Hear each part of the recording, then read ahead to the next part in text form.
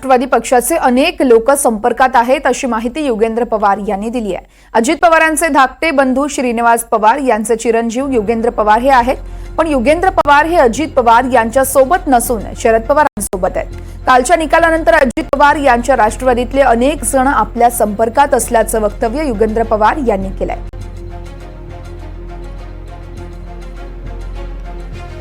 अजित पवार यांच्या राष्ट्रवादीच्या पक्षाचे अनेक लोक आपल्या संपर्कात असल्याचं योगेंद्र पवार यांनी म्हटलंय। अजित पवार यांचे धाकटे बंधू श्रीनिवास पवार हे आहेत आणि त्यांचेच चिरंजीव योगेंद्र पवार यांनीच एक मोठं वक्तव्य केलंय। योगेंद्र पवार हे अजित पवार यांच्यासोबत नाहीयेत, सध्या ते शरद पवार यांच्यासोबत आहेत। तर कालचा जो निकाल लागला आणि त्याच निकालानंतर आता योगेंद्र पवार यांनी एक महत्त्वाचं वक्तव्य केलंय। अजित पवार यांच्या राष्ट्रवादीतले अनेक जण आपल्या संपर्कात असल्याचं वक्तव्य योगेंद्र पवार यांनी केलंय।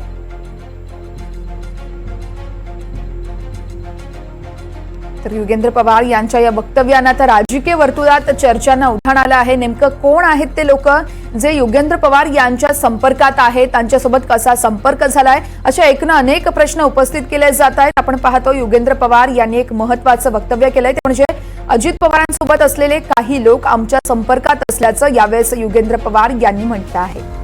अजित पवार यांच्या राष्ट्रवादीतील अनेक लोक आमच्या संपर्कात आहेत अशी माहिती योगेंद्र पवार यांनी दिली आहे। तर अजित पवारांचे धाकटे बंधू श्रीनिवास पवार आणि त्यांचेच चिरंजीव योगेंद्र पवार यांनी हे वक्तव्य केलंय। पण योगेंद्र पवार हे अजित पवार यांच्या सोबत नाहीयेत, सध्या ते शरद पवार यांच्या सोबत आहेत। आणि कालचा निकाल लागला आणि त्याच नंतर योगेंद्र पवार यांच्या वक्तव्यानं सध्या राजकीय वर्तुळात एकच चर्चा उडाली आहे। राष्ट्रवादीतील अनेक जण आपल्या संपर्कात असल्याचं वक्तव्य योगेंद्र पवार यांनी केलंय।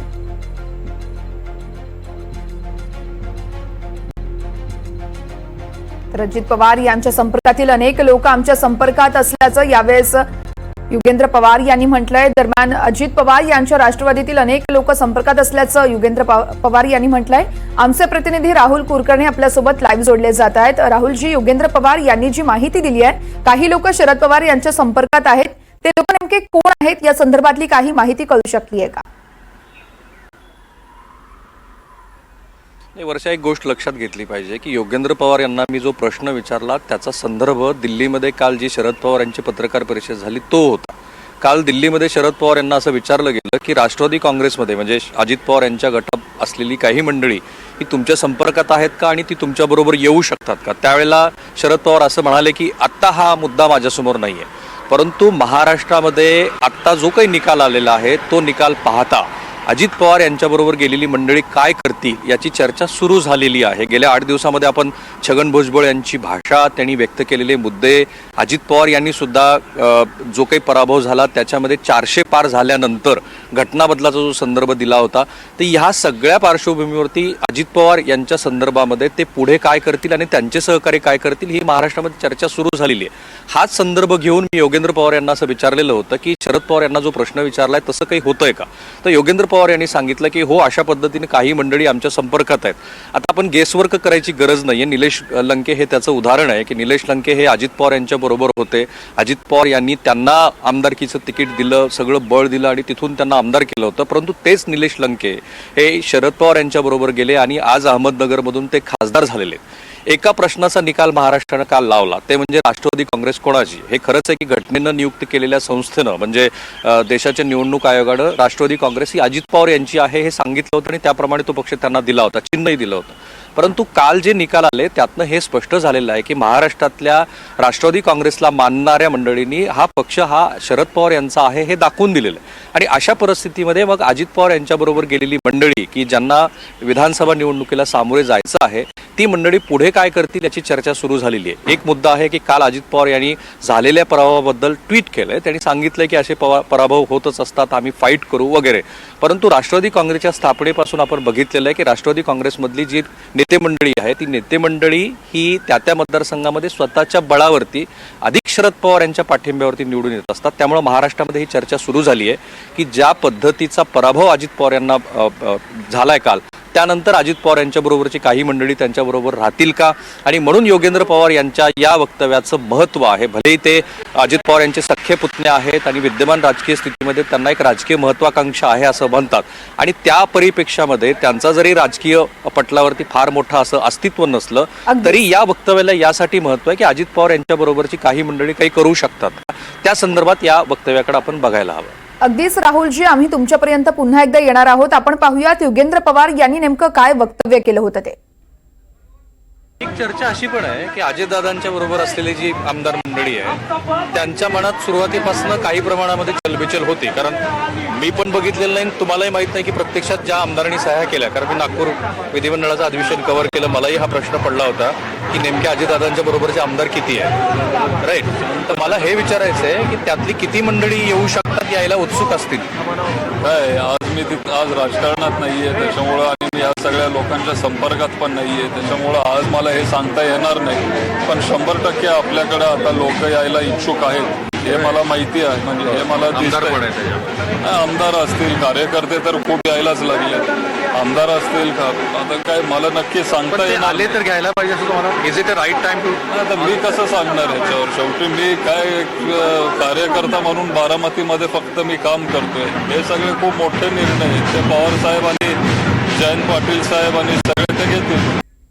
आणि यानंतर आपण पुन्हा एकदा जाऊयात आमचे प्रतिनिधी राहुल कुलकर्णी यांच्यासोबत. खरं तर राहुलजी, आपण बघतो योगेंद्र पवार यांनी एक महत्त्वाचं वक्तव्य केलं. याच वक्तव्यानंतर अनेक राजकीय चर्चांना देखील उधाण आलंय. नेमकं काय असू शकतंय, नेमका कोणत्या बेसवरती खरं तर यांनी हे वक्तव्य केलं असावं? ते त्यांच्या बेसपेक्षा काल शरद पवार यांना जो प्रश्न विचारला गेला तो फार महत्वाचा आहे. हाच प्रश्न त्यांना विचारला की अजित पवार यांच्याबरोबर गेलेली मंडळी ही जर परत तुमच्याबरोबर आली तर तुम्ही त्यांना घेणार का. हे बघा, शरद पवार यांच्या राजकारणाकडे जर तुम्ही बघितलं तर ते उद्धव ठाकरे ज्या पद्धतीने भूमिका घेतात की नाही, मी जे गेलेले आहेत त्यांना काही परत घेणार नाहीये, शरद पवार असं काही करतील असं मला वाटत नाही. जर तसं कोणी यायला इच्छुक असेल कुठल्याही पक्षातलं, आणि ते तसं झालेलं आहे, मी निलेश लंके यांचं उदाहरण दिलेलंच आहे आपल्याला, किंवा धैर्यशील मोहिते पाटील हे पण उदाहरण आहे आपल्याकडे की ज्या मोहिते पाटलांना सोलापूर जिल्ह्यामध्ये एक वेळेला अशी स्थिती होती की मुख्यमंत्री पण एकाच जिल्ह्याचा आणि उपमुख्यमंत्री पण एकाच जिल्ह्याचा. तर अशा मोहिते पाटलांनी शरद पवारांची साथ सोडली आणि दीर्घकाळ ते आता भाजपामध्ये होते, परंतु धैर्यशील मोहिते पाटील यांनी इच्छा दाखवली आणि शरद पवार यांना त्यांनी आपल्याकडे घेतलं. त्यांना आज ते खासदार पण झालेले आहेत माढा मतदारसंघातनं. त्यामुळे शरद पवार यांच्या राजकारणाचं वैशिष्ट्य असं आहे की जर कुणी यायला इच्छुक असेल, तेवढा ताकदीचा असेल तर ते घेऊ शकतात. आत्ता ज्या पद्धतीनं महाराष्ट्राचा राजकीय पट गेल्या या निवडणुकीनंतर आपल्याला दिसतो आहे, त्यानंतर राष्ट्रवादी काँग्रेसच्या अजित पवार गटामध्ये काही चलबिचल असू शकते अशी चर्चा आहे. कारण निलेश लंके याचं उदाहरण मी दिलंच.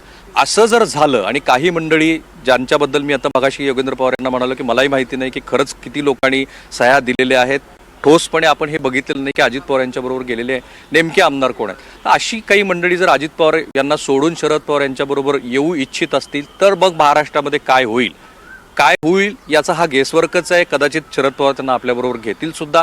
त्या संदर्भामध्ये पुढच्या काही दिवसातल्या घडामोडी अत्यंत महत्त्वाच्या आहेत, कारण महाराष्ट्रामध्ये लगेचच विधानसभेच्या निवडणुका होणार आहेत, स्थानिक स्वराज्य संस्थांच्या निवडणुका होणार आहेत.